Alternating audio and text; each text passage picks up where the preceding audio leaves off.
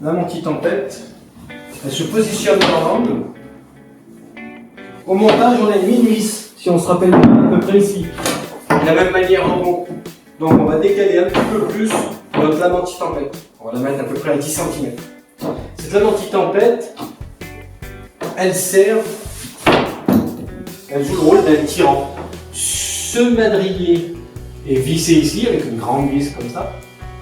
Si la toiture voulait se soulever, donc les poutres étant vissées au pignon, si la toiture veut se soulever, il va falloir que ça soulève ce madrier puisqu'ils sont vissés. Et maintenant, pour faire le lien entre ce madrier là et le basculement du bas qui est vissé au sol, on a une lame anti-tempête. Et donc on va venir mettre le boulon ici.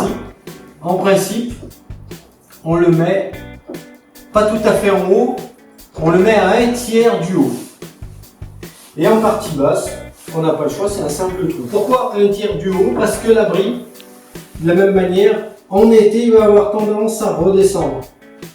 Si je le mets tout en haut, le problème c'est que si vous allez rentrer dans une période hivernale où il va faire beaucoup de pluie, le bois qu'on vous livre est plus sec que ce qu'il peut absorber en bois. Donc il pourrait encore monter un petit peu le bois.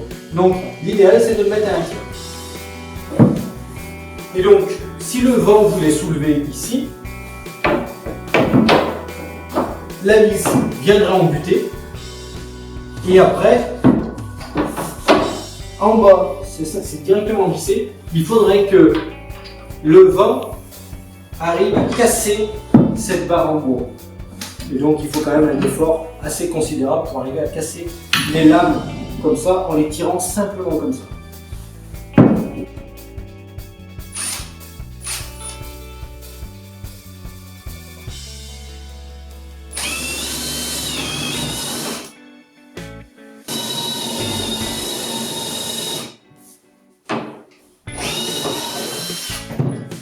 Une fois qu'on a fait ça, à l'extérieur on ira mettre ces boulons.